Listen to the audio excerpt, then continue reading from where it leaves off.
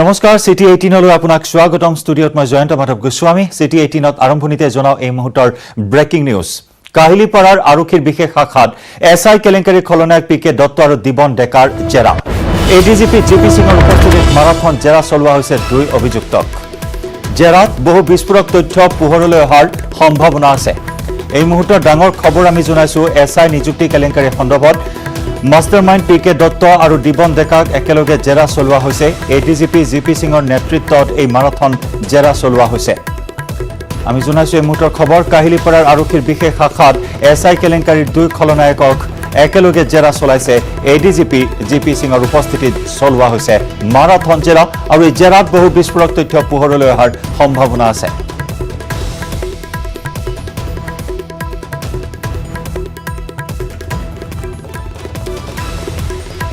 পোনপটীয়া সম্প্ৰচাৰত আমি যোগাযোগ স্থাপন কৰিছো সতীৰ্থ সাংবাদিক ভাস্কৰ জ্যোতি হাজৰিকাৰ সৈতে ভাস্কৰ গুৰুত্বপূৰ্ণ খবৰ এই মুহূৰ্তত একেলগে দুই খলনায়কক জেৰা চলোৱা হৈছে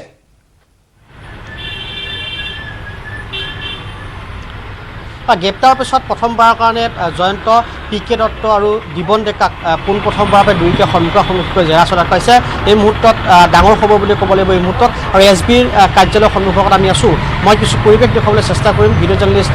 অনুৰোধ কৰিছোঁ মই সেই পৰিৱেশ দেখুৱাবলৈ যে বৰ্তমান যি এছবিৰ সন্মুখভাগৰ দৃশ্যাংশ অসম আৰক্ষীৰ বিশেষ শাখাৰ মুখ্য কাৰ্যালয়ৰ সেই দৃশ্যাংশ আমি দেখুৱাই আছোঁ আৰু ভিতৰত ইতিমধ্যে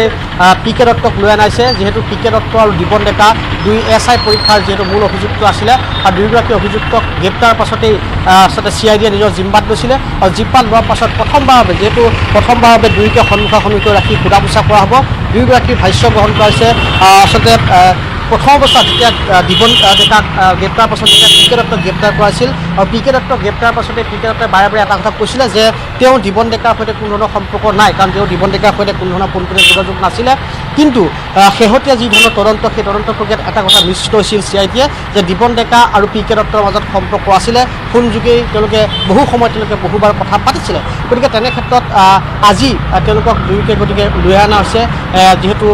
অসম আৰক্ষীৰ বিশেষ শাখাৰ মুখ্য কাৰ্যালয়ত দিবন ডেকাক ৰখুৱাইছে গতিকে এই মুহূৰ্তত দিবন ডেকাক আৰু পিকে দত্তক দুয়োকে সন্মুখাসন্মুখীকৈ তেওঁলোকক সোধা পোছা চলি থকা আছে প্ৰকৃতাৰ্থত তেওঁলোকে কেনেদৰে এই যি এসআই নিযুক্তি কেলেংকাৰীত তেওঁলোকে কেনেদৰে সোমাই পৰিল আৰু কোন কোন লোক জড়িত হৈ আহিছে তেওঁলোকে কেনেদৰে এই আচলতে এই যি পৰিকল্পনা সেই পৰিকল্পনা কেনেদৰে ৰচিছিলে আৰু বিশেষকৈ এগৰাকী বিশেষ ব্যক্তি অৰ্থাৎ বিশেষ শীৰ্ষ আৰক্ষী বিষয়াৰ যিহেতু নাম বাৰে বাৰে উচ্চাৰিত হৈ আছে গতিকে সেই বিশেষ আৰক্ষী বিষয়াগৰাকী কোন সেই কোনে আচলতে সেই প্ৰশ্নকাকতখন তেওঁলোকৰ হাতত গতাই দিছিল সেই অনুসন্ধানৰ এই মুহূৰ্তত নামি পৰিছে কাৰণ যোৱাকালি মুখ্যমন্ত্ৰী সৰ্বানন্দ সোণোৱাল ডাঙৰীয়াই এটা কথা স্পষ্টভাৱে কৈছিল খুদ আৰক্ষী সঞ্চালক প্ৰধানগৰাকীয়ে সংবাদ মাধ্যমে এটা কথা স্পষ্টভাৱে কৈছিল যে তেওঁলোকে কোনোপধ্যে এই যি কেলেংকাৰীৰ লগত জড়িত কাকো এৰি নিদিব আৰু যোনে আচলতে সেই প্ৰশ্নকাকতখন প্ৰথম অৱস্থাত তেওঁলোকক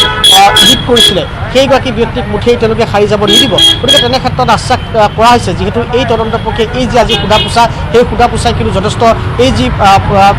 কেলেংকাৰী সেই কেলেংকাৰী যি তদন্ত প্ৰক্ৰিয়া তাত যথেষ্ট অগ্ৰগতি লাভ কৰিব কাৰণ দুয়োকে মই আকৌ কৈছোঁ দুয়োকে কাৰণ সোধা হৈছে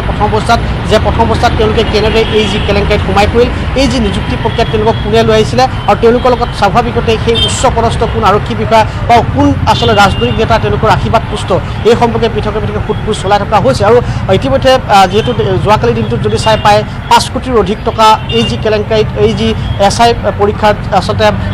নামত যিসমূহ সংগ্ৰহ কৰা আছিল ধন সেই ধনৰ ভাগ আচলতে উদ্ধাৰ কৰা হৈছিল আজিৰ দিনৰ ভাগতো দেখিবলৈ হৈছিল গুৱাহাটীত সৰোজ শৰ্মাৰ বাসগৃহত অভিযান চলাইছিল তাতো এক বৃহৎ ধনৰ উদ্ধাৰ কৰা হৈছে গতিকে সেই ধনো যে এই এসআই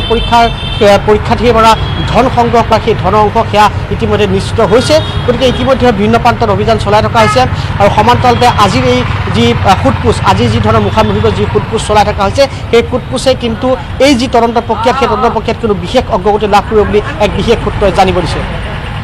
নিশ্চয়কৈ যথেষ্ট তাৎপৰ্য বহন কৰিছে ভাস্কৰ এই মুহূৰ্তত একেলগে দুয়োকে মুখামুখিকৈ জেৰা চলোৱা হৈছে আপুনি উল্লেখ কৰিছে কালি 5 কোটিৰ অধিক টকা উদ্ধাৰ কৰা হৈছিল বিভিন্ন স্থানৰ পৰা বিভিন্ন প্ৰাৰ্থীৰ পৰা সংগ্ৰহ কৰা ধন আজি যেহেতু দুয়োগৰাকীক একেলগে সোধা পোছা কৰা হৈছে জেৰা চলোৱা হৈছে আৰু হয়তো বিভিন্ন স্থানত লুকাই থোৱা এই ধন ভাণ্ডাৰ উদ্ধাৰ কৰিবলৈ সক্ষম হ'ব আৰক্ষীয়ে স্বাভাৱিকতে কালি যিহেতু পি কে দত্তৰ ভাষ্যৰ ভিত্তিতেই আচলতে এই ধৰণৰ অভিযান চলিছিল, কাৰণ সৰোজ শৰ্মাৰ যেতিয়া গ্ৰেপ্তাৰ কৰাইছিল বিমানবন্দৰৰ পৰা, তাৰপিছতে তেওঁলোকক জেৰা চলাই থকা হৈছিল। সমান্তৰালে পি কে দত্তক যিহেতু তেওঁৰ বিৰুদ্ধে যি সোধপোছ সেই সোধপোছ অব্যাহত ৰাখিছিল, আৰু পি কে দত্তই ভাষ্যৰ ভিত্তিত যোৱাকালি অভিযান চলোৱা হৈছিলে। সেই অভিযানতে 5 কোটি টকা উদ্ধাৰ কৰিবলৈ সক্ষম হৈছিল। গতিকে আজি যিহেতু দিবন ডেকা সন্মুখাসন্মুখী মুহূৰ্তত সোধপোছ চলি আছে মূল পিছফালে অসম আৰক্ষীৰ বিশেষ শাখাৰ মুখ্য কাৰ্যালয়ত, স্বাভাৱিকতে আজিৰ দিনটোতো শেহতীয়া যি আপডেট বা শেহতীয়াকৈ যদি চাই আপুনি, হয়তো এই যি সোধপোছ, এই যি তদন্ত প্ৰক্ৰিয়াৰ বিশেষ অগ্ৰগতি লাভ কৰিব পাৰে। কাৰণ দুয়োগৰাকীকে প্ৰথমবাৰৰ বাবে সোধা পোছা কৰাইছে। দুয়োগৰাকী ব্যক্তিয়ে আচলতে এই যি কেলেংকাৰীত, এই যি নিযুক্তি প্ৰক্ৰিয়াত কেনেদৰে সাঙুৰ খাই পৰিলে। কাৰণ প্ৰথম অৱস্থাত পি কে দত্তই নস্বাত কৰিছিলে যে তেওঁ কোনোপধ্যে দিবন ডেকাক চিনি নাপায়, কিন্তু এটা কথা নিশ্চিত যে দিবন ডেকাই যি ধৰণে থেংক ইউ লজত তেওঁ যি প্ৰি এক্সামিনেশ্যন অনুষ্ঠিত কৰিছিল 19 ছেপ্টেম্বৰত, ঠিক তেনেদৰে একেই পৰীক্ষাভাগ অনুষ্ঠিত হৈছিল যি হোটেল ভাৰ্গৱ গেণ্ডত, লখৰা যি আই এছ পি টিত থকা যিখন হোটেল ভাৰ্গৱ গেণ্ড, সেই ভাৰ্গৱ গেণ্ডত কিন্তু পি কে দত্তই সেই পৰীক্ষা অনুষ্ঠিত কৰিছিল। গতিকে তেনে ক্ষেত্ৰত এটা কথা নিশ্চিত, এই যি প্ৰক্ৰিয়া বা এই যিটো কেলেংকাৰীৰ প্ৰক্ৰিয়া, সেই প্ৰক্ৰিয়া কিন্তু যে জড়িত হৈ আছিল সেয়া কিন্তু চি আই ডিয়ে হাতত তথ্য লাভ কৰিছিলে, যাৰ বাবে চি আই ডিয়ে কোনোপধ্যে পি কে দত্তৰ এই ভাষ্যক কিন্তু আচলতে সহজভাৱে ল'ব পৰা নাছিল। যিহেতু ইতিমধ্যে ভিন্ন প্ৰান্তত তেওঁলোকৰ অভিযান চলাই আছিলে, গতিকে সেইবাবে তেওঁলোকক আচলতে সন্মুখাসন্মুখে বহাব পৰা নাছিলে। আজি প্ৰথমবাৰৰ বাবে তেওঁলোকক এই মুহূৰ্তত আমি যিমান জানো সোধপোছ চলি থকা হৈছে। প্ৰায় এঘণ্টা সময় ইতিমধ্যে অতিক্ৰম কৰিছে। 4 বাজিব ঠিক 10 মিনিট থাকোঁতে এই কাৰ্যালয়ত, এই যি অসম আৰক্ষী মুখ্য কাৰ্যালয়ত পি কে দত্তক লৈ আহিছিলে। তাৰপাছত এই মুহূৰ্তত বিশেষ শাখাত যিটো বিশেষ কাৰ্যালয়, য'ত আচলতে দিবন ডেকাক ৰখুৱাইছে, সেই দিবন ডেকাৰ আচলতে বিশেষ সেই কক্ষটো লৈ যোৱা হৈছে। তাত আমি যিমান দূৰ জানো, তাতে আচলতে কোনো ধৰণৰ আৰক্ষী বেলেগ লোকক আচলতে সেই স্থানলৈ যাবলৈ দিয়া হোৱা নাই। কেৱল তদন্তকাৰী বিষয়াগৰাকী তালৈ যাব, আৰু সেই তদন্তকাৰী বিষয়ে যেতিয়া সোধপোছ চলাই থাকিব, সেই সময়ত তেওঁ মোবাইল ব্যৱহাৰ কৰিব নোৱাৰিব, মোবাইল ফোন। গতিকে কোনো ধৰণৰ যাতে ইয়াত আচলতে সেই তথ্য বা তেওঁলোকৰ মাজত যি ধৰণৰ সোধপোছ হৈছে, দুয়োকে কি সোধা হৈছে, সেই সম্পৰ্কত যাতে কোনো ধৰণৰ তথ্য বাহিৰলৈ লিক নহয়, তাৎপৰ্য বহন কৰিছে। ভাস্কৰ, ধন্যবাদ জ্ঞাপন কৰিছোঁ। আপুনি এই সমগ্ৰ বিষয়টোৰ ওপৰত দৃষ্টি ৰাখিব। আমি পৰৱৰ্তী সময়ত পুনৰ যোগাযোগ স্থাপন কৰিম আপোনাৰ সৈতে। আৰু এই মুহূৰ্তত আমি জনাইছোঁ যে প্ৰায় এঘণ্টা সময় উকলি গৈছে, এতিয়াও জেৰা চলাই থকা হৈছে। আৰু কালি সংবাদমেলত কোৱাৰ দৰেই এই চেইনডাল কিমান দূৰলৈ বিয়পি আছে, এই চেইনডালৰ গুৰি উদ্ধাৰ কৰিবলৈ আৰক্ষীয়ে তৎপৰতা গ্ৰহণ কৰিছে যদিও প্ৰশ্ন এটাই, এই চেইনডালৰ গুৰিত ঢুকি পাবনে নাই আৰক্ষী। ইফালে এছ আই নিযুক্তি কেলেংকাৰীত জড়িত সৰোজ শৰ্মাৰ ঘৰ আৰু কাৰ্যালয়ত আজি চি আই ডিয়ে চলাইছে তালাচী। সৰোজৰ কাৰ্যালয়ত তৃষ্ণা গ্লোবেলৰ পৰা 4,20,000 টকা জব্দ কৰা হয়। কাৰ্যালয়ত কম্পিউটাৰৰ হাৰ্ড ডিস্ক, পেন ড্ৰাইভ জব্দ কৰা হয়। আৰু চি আই ডিয়ে চিল কৰি দিয়ে তৃষ্ণা গ্লোবেল প্ৰাইভেট লিমিটেড নামৰ সৰোজ শৰ্মাৰ কাৰ্যালয়। মহানগৰীৰ গীতানগৰত পুৱাৰে পৰা চি আই ডি আজি চলাইছিল অভিযান। এছ আই নিযুক্তি কেলেংকাৰীৰ অভিযুক্ত সৰোজ শৰ্মাক লগত লৈ চি আই ডিয়ে চলাইছিল এই অভিযান। জোৰদাৰ হৃদয়ানন্দ পথৰ 5 নম্বৰ হাজৰিকা ভৱনত মাৰাথন অভিযান চলাই চি আই ডিৰ এটা দলে। উল্লেখযোগ্য যে এই বাসগৃহতে আছে এটা প্ৰিণ্টিং প্ৰেছ। বাসগৃহৰ পৰা উদ্ধাৰ কৰা হয় এটা ছেটেলাইট চেনেলৰ ষ্টিকাৰ লগোৱা এখন ডাষ্টাৰ বাহন। সৰোজৰ পত্নী কৰবী গোস্বামী নামত পঞ্জীয়ন হৈ আছে এই বাহনখন। আনহাতে সুন্দৰপুৰৰ সৰোজ শৰ্মাৰ বাসগৃহতো চি আই ডিয়ে চলাই তালাচী অভিযান। সুন্দৰপুৰৰ বাসগৃহত জব্দ কৰা হয় আন এখন বাহন। পুৱা 8 বজাৰ পৰা চি আই ডিয়ে চলাই এই অভিযান। এই অভিযানকালত কেতবোৰ আপত্তিজনক সামগ্ৰী চি আই ডিয়ে জব্দ কৰিবলৈ সক্ষম হয়। 4,20,000 নগদ ধন উদ্ধাৰ হয় কাৰ্যালয়ৰ পৰা।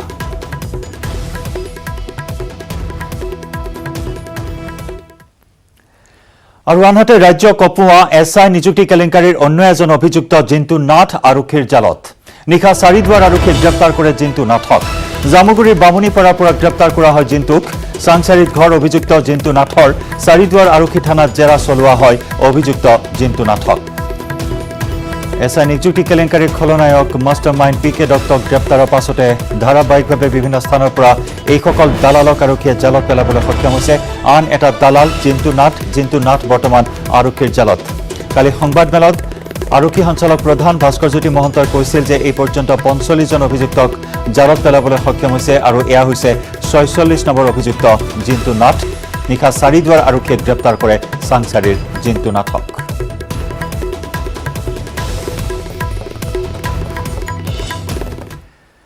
মালিগাঁৱত 3 কিলোমিটাৰ দৈৰ্ঘ্যৰ উৰণীয়া সেতুৰ আধাৰশিলা স্থাপন। মুখ্যমন্ত্ৰী সৰ্বানন্দ সোণোৱালে স্থাপন কৰিলে আধাৰশিলা। এই অনুষ্ঠানত উপস্থিত থাকে বিত্তমন্ত্ৰী ডক্টৰ হিমন্ত বিশ্ব শৰ্মা। গুৱাহাটী ক্লাবৰ পৰা বামুণী মৈদামলৈ 8 কিলোমিটাৰ দীঘল উৰণীয়া সেতু নিৰ্মাণ কৰা হ'ব বুলি ঘোষণা কৰা হয়। ফেব্ৰুৱাৰী মাহৰ ভিতৰত গুৱাহাটীত মুকলি হ'ব 9খন ফুট অভাৰ ব্ৰিজ। আধাৰশিলা স্থাপন অনুষ্ঠানত এই কথা ঘোষণা কৰে মন্ত্ৰী ডক্টৰ হিমন্ত বিশ্ব শৰ্মাই। মালিগাঁৱৰ পৰা কামাখ্যা গেট অভিমুখী আৰু মালিগাঁৱৰ পৰা পাণ্ডু সংযোগী প্ৰস্তাৱিত উৰণীয়া সেতুৰ নিৰ্মাণৰ মাংগলিক শুভাৰম্ভৰ কাৰ্যসূচী আজি সম্পন্ন কৰে ৰাজ্য চৰকাৰৰ স্ব অগ্ৰাধিকাৰ উন্নয়ন পুঁজিৰ অধীনত 420.75 কোটি টকাৰে নিৰ্মাণ হ'ব মালিগাঁৱৰ এই উৰণীয়া সেতু 3 বছৰৰ ভিতৰত উৰণীয়া সেতু মুকলি কৰাৰ লক্ষ্য লৈছে চৰকাৰে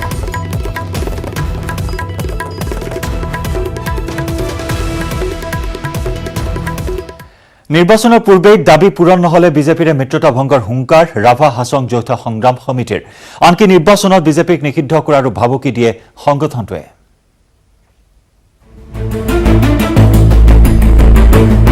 ৰাভা হাছঙত নিষিদ্ধ হ'ব বিজেপি মিত্ৰতা ভংগৰ হুংকাৰ ৰাভা হাছং যৌথ সংগ্ৰাম সমিতিৰ সংবিধানৰ 6ঠ অনুসূচীত স্বায়ত্তশাসিত পৰিষদখনক অন্তৰ্ভুক্তিৰ প্ৰতিশ্ৰুতিৰে 2016 চনত ৰাভা হাছং যৌথ সংগ্ৰাম সমিতিৰ সৈতে হাত মিলাইছিল বিজেপিয়ে কিন্তু ক্ষমতা পোৱাৰ পাছতে বিজেপিয়ে পাহৰি গ'ল পূৰ্বৰ প্ৰতিশ্ৰুতি আমি বহুত আশাৰে বিজেপি চৰকাৰক আমি মিত্ৰজোঁট চৰকাৰৰ লগত চামিল হৈ আমি এটা আমাৰ ৰাভাৰ যি অমীমাংসিত দাবী যি সংগ্ৰাম চলিছিল তাৰ আকৌ সমাধান আমি আশা কৰিছিলোঁ কিন্তু আজি সেইটো আমি দেখিবলৈ নাপালোঁ বৰঞ্চ এটাৰ পিছত এটা আমাক এক সংকটৰ দিশলৈ ঠেলি দিছে গতিকে আমি তাৰ বিৰুদ্ধ কৰিছোঁ বিজেপি চৰকাৰৰ 5 বছৰ উকলি যোৱাৰ প্ৰাকখনত দুধনৈত একেলগে বৈঠকত বহিল ৰাভা জনগোষ্ঠীৰ 6 সংগঠন নিখিল ৰাভা ছাত্ৰ সন্থা নিখিল ৰাভা মহিলা পৰিষদ 6ঠ অনুসূচী দাবী সমিতি নিখিল ৰাভা সাহিত্য সভা নিখিল ৰাভা জাতীয় পৰিষদ আৰু সদৌ ৰাভা কৃষ্টি সন্মিলন এখন সভাতে ঐক্যমতত উপনীত হোৱা 6 সংগঠনে গঠন কৰিলে ৰাভা হাছং যৌথ সংগ্ৰাম সমিতিৰ ৰাজনৈতিক কোষ 15ৰ পৰা 31 অক্টোবৰলৈকে এই ৰাজনৈতিক কোষে ৰাভা হাছঙত অনুষ্ঠিত কৰিব এখনৰ পাছত আনখন জনজাগৰণ সভা নৱেম্বৰত চলিব জংগী আন্দোলন ৰাভা হাছং অট'নমাছ কাউন্সিলখনক ভাৰতীয় সংবিধানৰ 6ঠ অনুসূচীত অন্তৰ্ভুক্তিৰ দাবীত আমি অহা 15 অক্টোবৰৰ পৰা 31 অক্টোবৰলৈকে আমি জনজাগৰণ সভা আমি অনুষ্ঠিত কৰিম নৱেম্বৰ মাহত কৰ্মাত্মক বন্ধ অৰ্থনৈতিক অৱৰোধ পথ অৱৰোধ ধৰ্ণা জয় সমদল গণ সমাৱেশ অসহযোগ আন্দোলন ঘোষণা কৰিম পৰৱৰ্তী সময়ত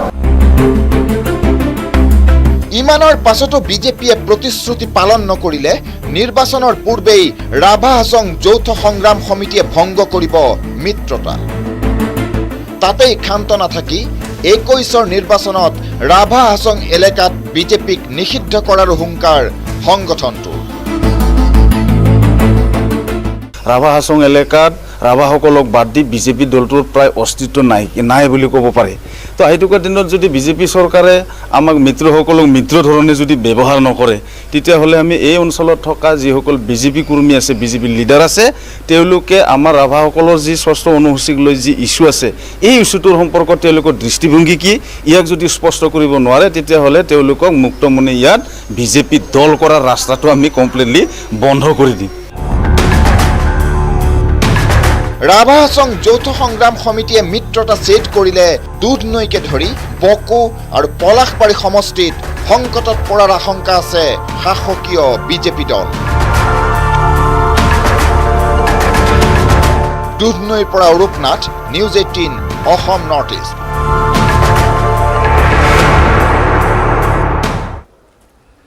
ইফালে 6 ৰাভা জাতীয় সংগঠনে বিজেপি নেতৃত্বাধীন চৰকাৰৰ সৈতে থকা মিত্ৰতা ভংগৰ ইংগিত দিয়াৰ পিছত প্ৰতিক্ৰিয়া প্ৰকাশ কৰিছে বিজেপিৰ ৰাজ্যিক সাধাৰণ সম্পাদক তথা গোৱালপাৰা জিলাৰ প্ৰভাৰী বেণুধৰ নাথে যোৱা 4টা বছৰে ৰাভা হাছং যৌথ সংগ্ৰাম সমিতিৰ সৈতে সুন্দৰভাৱে অতিবাহিত কৰিছোঁ আমাৰ মাজত কোনো হাই কাজিয়া নাই কোনো বিসম্বাদ নাই গতিকে অহা নিৰ্বাচনতো মিত্ৰতা থকা আন দলসমূহৰ দৰে থাকিব আনহাতে গেৰুৱা দলটোৰ নেতাগৰাকীয়ে মিত্ৰতাক লাইচেন্সৰ লগত তুলনা কৰি প্ৰতি 5 বছৰৰ মূৰে মূৰে যিদৰে লাইচেন্সসমূহ নৱীকৰণ কৰা হয় গতিকে নতুনকৈ নৱীকৰণ হোৱা চুক্তিসমূহৰ কিছু ক্ষেত্ৰত ইফাল সিফাল হ'ব পাৰে বুলিও তাৎপৰ্যপূৰ্ণ মন্তব্য কৰে এতিয়া যিকোনো চুক্তি আমাৰ যেনেকৈ ৰিনিউৱেল হয় ঠিক তেনেধৰণে ৰিনিউৱেল হ'ব অলপ যেনেকৈ পাৰ্মিশ্যনটো মানে লাইচেঞ্চ এখন 5 বছৰৰ কাৰণে দিয়া হয় পৰৱৰ্তী সময়ত সেই লাইচেঞ্চখন আকৌ ৰিনিউৱেল কৰিব লগা হয় গতিকে ৰিনিউৱেল কৰাৰ সময়ত হয়তো কিছু চুক্তি হয়তো ইফাল সিফাল হ'বও পাৰে নতুনকৈ যেতিয়া আকৌ চিন্তা চৰ্চা কৰিব যে 5 বছৰটো আমি ঠিকেই গ'ল আকৌ 5 বছৰ আমি ৰণনীতি আকৌ হয়তো অলপ সলনি হ'ব পাৰে গতিকে সেই ক্ষেত্ৰত কিন্তু আমি এইটো ক্ষেত্ৰত আমি খাটাং যে তেনেধৰণৰ মিত্ৰতা থাকিব বাহাল থাকিব বুলি আমি আশাবাদী নাপাব পাৰে গোটেইখিনি যে 5 বছৰতে পাব তেনেকুৱাটো সম্ভৱ নহয় গতিকে পৰৱৰ্তী সময়ত তেওঁলোকৰ যিখিনি বিচাৰা তেওঁলোকৰ যিখিনি প্ৰাপ্য সেইখিনি নিশ্চিতভাৱে পাবলৈ সক্ষম হ'ব গতিকে আমি সেইটোৰ পৰা আশাবাদী যে আগন্তুক নিৰ্বাচনত ৰাভা হাছঙৰ ফালৰ পৰা যিখিনি আমাৰ সহায় সহযোগিতা থাকিব সেইখিনি তেওঁলোকে আমাক দিব বুলি আমি আজিৰে পৰা ভক্তৰ বাবে খুলিল কামাখ্যা দেৱালয় ভক্তৰ বাবে খোলা হ'ল কামাখ্যাৰ মূল দুৱাৰ কামাখ্যা মন্দিৰৰ ভিতৰত প্ৰৱেশ কৰিব নোৱাৰিব ভক্তসকলে জিলা প্ৰশাসনৰ আলোচনাৰ পাছতে কৰ্তৃপক্ষৰ সিদ্ধান্ত মৰ্মে আজিৰে পৰা খোল খালে কামাখ্যা দেৱালয়ৰ দুৱাৰ মন্দিৰ প্ৰাংগণত মানিব লাগিব সকলো কোভিড প্ৰটকল পুৱা 8 বজাৰ পৰা সন্ধিয়ালৈ খোলা থাকিব দেৱালয় আৰু মন্দিৰৰ প্ৰৱেশৰ পূৰ্বে সকলোৱে কৰিব লাগিব কোভিড পৰীক্ষা প্ৰৱেশ দ্বাৰৰ সমীপতে হ'ব ৰেপিড এন্টিজেন টেষ্ট মুখ্য প্ৰৱেশ পথত হ'ব থাৰ্মেল স্ক্ৰিনিং চেনিটাইজেশ্যন চেম্বাৰেৰে প্ৰৱেশ কৰিব লাগিব ভক্তসকলে আনহাতে এজন ভক্ত 15 মিনিটহে মন্দিৰৰ প্ৰাংগণত থাকিব পাৰিব মাস্ক অবিহনে মন্দিৰত প্ৰৱেশ নিষেধ আৰু সকলোৱে পালন কৰিব লাগিব সামাজিক দূৰত্ব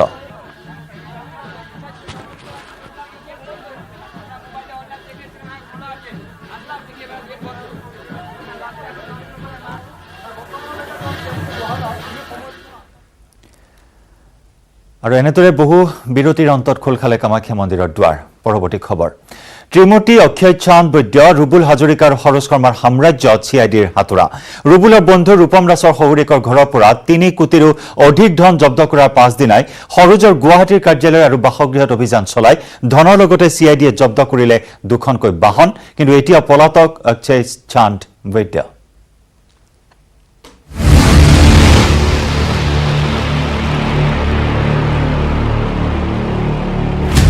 কুখ্যাত সৰোজ শৰ্মাৰ জালিয়াতিৰ বিশাল সাম্ৰাজ্য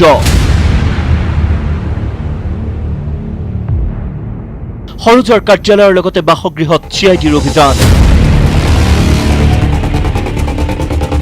4,20,000 টকাৰ লগতে দুখন বাহন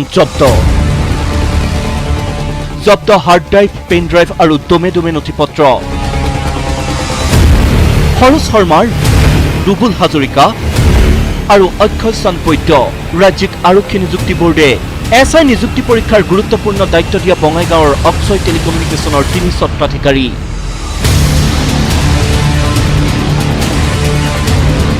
ইতিমধ্যে ধৃত ৰুবুলৰ বন্ধু ৰূপম দাসৰ শহুৰেকৰ ঘৰৰ পৰা 3 কোটিৰো অধিক ধন জব্দ কৰাৰ পাছতে সৰোজৰ সাম্ৰাজ্যত চিআইডিৰ অভিযান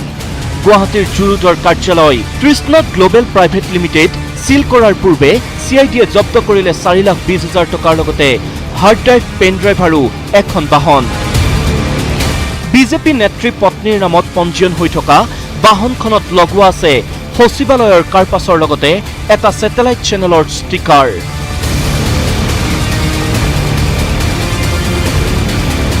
সুন্দৰপুৰৰ বাসগৃহত চলোৱা অভিযানত চিআইডিয়ে জব্দ কৰিলে দালাল সৰোজ শৰ্মাৰ এখন বিলাসী বাহন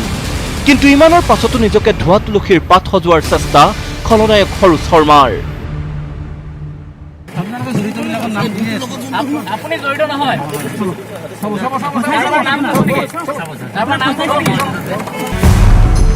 আনফালে ত্ৰিমূৰ্তিৰ মধ্যমণি অক্ষয় চান্দ বৈদ্যৰ বঙাইগাঁৱৰ ঘৰতো 5 ঘণ্টা জোৰা তালাচী চলাই চিআইডিয়ে জব্দ কৰিলে বহু নথিপত্ৰ আখিয়া চান্দ নামৰ অনা অসমীয়া বেপাৰীজনে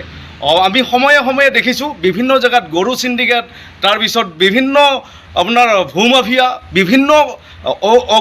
অসামাজিক কামত তেখেত লিপ্ত আৰু বঙাইগাঁৱত বিভিন্ন কৰাপ্টেড কামত লিপ্ত হৈ থাকে আৰু এই মানুহজনে এতিয়া সমগ্ৰ অসমৰ নিবনুৱাসকলৰ চিণ্ডিকেট কৰাৰ চেষ্টা কৰিছিল এই এছআই চাকৰি নিযুক্তিৰ দ্বাৰা কিন্তু সামান্য কিছু নথিপত্ৰ জব্দ কৰি চিআইডি গদগদ হৈ থকাৰ সময়তে দপদপাই জুই লাগিল অক্ষয় চান্দ বৈদ্যৰ গুদামত এছআই কেলেংকাৰীৰ তথ্য প্ৰমাণ নষ্ট কৰিবলৈকে দালাল অক্ষয়ৰ নিৰ্দেশত কোনো দুষ্ট চক্ৰই গুদামত এইদৰে জুই লগাই দিয়াৰ সন্দেহ বঙাইগাঁৱৰ দল সংগঠনৰ অক্ষয় টেলিকমিউনিকেশ্যনৰ স্বত্বাধিকাৰী আখিয়া চান্দ অৰ্থাৎ অক্ষয় চান্দৰ কাৰ্যালয়টো যোৱাকালি CID-য়ে ৰেড কৰে আৰু তাৰ পিছতে আজি ৰাতিপুৱা তেখেতৰ গুদাম এটা জুইত যায় আচলতে এই যে জুইত গ'ল আজি তেখেতৰ গুদাম এটা ইয়াত সম্পূৰ্ণ এখন নাটক চলিছে জুই অট'মেটিকেলি স্বতঃস্ফূৰ্তভাৱে জ্বলোৱা নাই জুই জ্বলোৱা হৈছে তাত বিশেষ কিছুমান নথিপত্ৰ আছিল আৰু সেই নথিপত্ৰ গুদামটো জ্বলাই দি নথিপত্ৰবিলাকক হেক কৰিছে কুখ্যাত PK দত্ত আৰু দিবন ডেকাৰ লগতে SI কেলেংকাৰীৰ অন্যতম খলনায়ক অক্ষয় চান্দ বৈদ্য ওৰফে আখিয়া বৈদ্য আৰু প্ৰাঞ্জল বৰুৱা গ্ৰেপ্তাৰৰ পাছত PK আৰু দিবনে ৰাজ আতিথ্য লৈ থকাৰ সময়তো এতিয়াও অক্ষয় আৰু প্ৰাঞ্জলৰ গাত হাত দিব পৰা নাই আৰক্ষীয়ে বিপৰীতে গ্ৰেপ্তাৰৰ তালিকাত বৰপেটাৰ দেৱৰাজ দাসৰ পাছত আৰক্ষী CID-য়ে নাম অন্তৰ্ভুক্ত কৰিছে জিন্তু নাথৰ শোণিতপুৰৰ চাৰিদুৱাৰৰ পৰা গ্ৰেপ্তাৰ কৰা জিন্তুৰ ঘৰ কামৰূপৰ চাংখাৰীত দেৱৰাজ আৰু জিন্তুকে ধৰি ৰাজ্যত তোলপাৰ লগোৱা SI নিযুক্তি কেলেংকাৰীত এতিয়ালৈকে জালত পৰিছে 47টা দালাল যিকেইটা দালালৰ পৰা ইতিমধ্যে আৰক্ষীয়ে জব্দ কৰিছে বহু কোটি টকাৰ সম্পত্তিৰ লগতে নগদ 5 কোটি 40 লাখৰো অধিক টকা কিন্তু এতিয়াও পুথি খলিহনা ধৰাতে ব্যস্ত থকা CID-য়ে গ্ৰেপ্তাৰ কৰিব পৰা নাই ৰৌ বৰালীক bureau report news 18 Assam north east CT18 খবৰৰ ধাৰা আমি অব্যাহত ৰাখিম লৈছো আন এটি চমু